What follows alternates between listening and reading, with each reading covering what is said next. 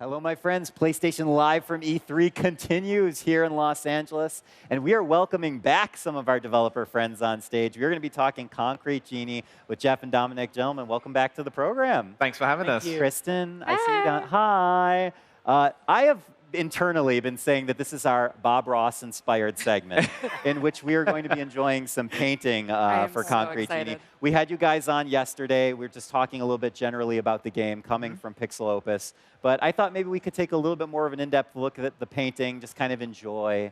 Let's maybe mellow out a little bit today. What do you say? Sounds good. Sounds great. Painting, I mean, is fundamental to Concrete Genie, and I'm curious to know if you could tell me a little bit about kind of the core of that as Dominic begins his painting tutorial. Absolutely. Well, you know, one of the things that we've been focusing on in the last 6 months is making sure that each of the brushes that you find in the game have kind of unique attributes to discover the more that you use them. And so they're instantly accessible, and they do cool stuff the moment that you use them. But as you use them more and more, you can start to discover that depending on how hard you push the trigger or how quickly you make the stroke, you can actually get quite a lot of subtle variation in how the things get put down. It's really responsive. It's very responsive. Yeah. We're trying to make it as fluid and as intuitive as possible.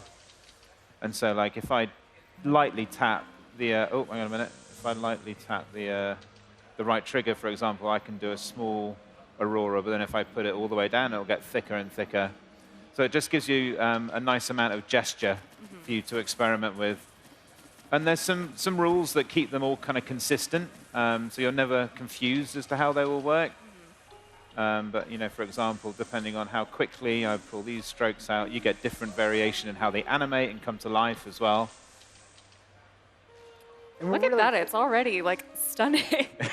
We're really fortunate that we have actually two traditional 2D hand animators on staff, Becky and Lucy Roberts. So we do traditional 2D animation to previs the brushes. Yeah. This is beautiful. Dominic, you've made a masterpiece in just about 45 seconds. There you go. That's a true testament. And I can't draw at all in real life, so... You could take all the credit for it. I was about to say, my biggest thing is I am very bad at drawing. I'm very bad at painting in real life. So this gets me so excited to be like, I'm going to create a masterpiece. I'm a master painter. There you go. And I have created something beautiful. And then this is the other main component of the painting, which is making these creatures as well. So yes.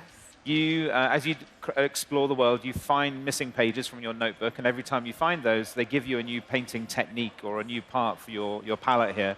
And so I can pick different body types, and depending on how I paint the creature, and I can make the body different, or I could do a quadruped one like that, but I'm going to stick to do this.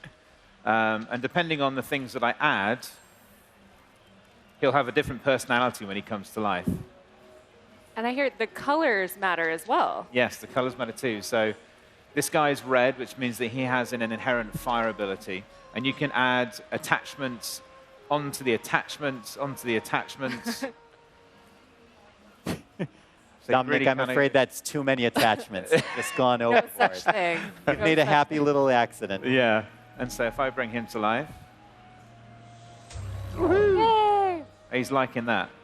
Oh, wow. There's my little buddy. The facial expressions are the best. Dominic, I feel like, you know, we've probably touched on this in the past, but this seems so perfectly custom built for gamers of all ages. I mean, you know, a young child or someone that doesn't game often can come in here and kind of embrace and enjoy something that's inherently creative. I mean, was that kind of fundamental to the design process? Absolutely. I mean, Jeff, do you want to talk a little about that? Yeah, absolutely. We want to make sure that it's accessible to everyone. Yeah. And it's fun to watch young kids play the game also, because they may just want to make 100 rainbows on one wall or a giant sun. But you can also, you know, spend a lot of time and do really high fidelity paintings too. So it's really accessible to everyone. What was the design process like for the tool set? I mean, when you were early on in development, you knew kind of the general vision that you wanted to go after. You know, how did you break that down on the technical side and kind of create something that would actually be so seamless in the end? Well, we went through quite a bit of iteration for the paintings themselves. In fact, we did a lot of 2D visual development to try to work with our engineering department to say, hey, how can we push this? And we did a lot of, like I was mentioning before, like hand-drawn 2D animation to say, boy, this would be amazing to have the world come alive in this way. And we kind of continued to push our engineering department to develop tools that would kind of realize that reality. And it took quite a number of years to actually be able to get to this point. How does your team internally sort of balance and connect the technical challenges and those technical innovations with the creative side and kind of the fact that this is by nature a creative, beautiful, organic tool, but it's obviously built upon very complex tech? Yeah, we're really lucky in that our team is so small that you can actually see each other from across the room. Just waving across the hall. That's actually a reality. So we have a lot of collaboration that occurs. So we actually just continue to have the team. We have daily reviews where we have discussions about what we'd like to achieve, and then we task people to try to realize what we're showing during those reviews. And that really yields a really strong outcome, and it also gives a lot of ownership to each person to try to hit what we're trying to achieve visually. Was there a particular art style that you kind of used as a base or a root that the team was inspired by when making the visuals for this game?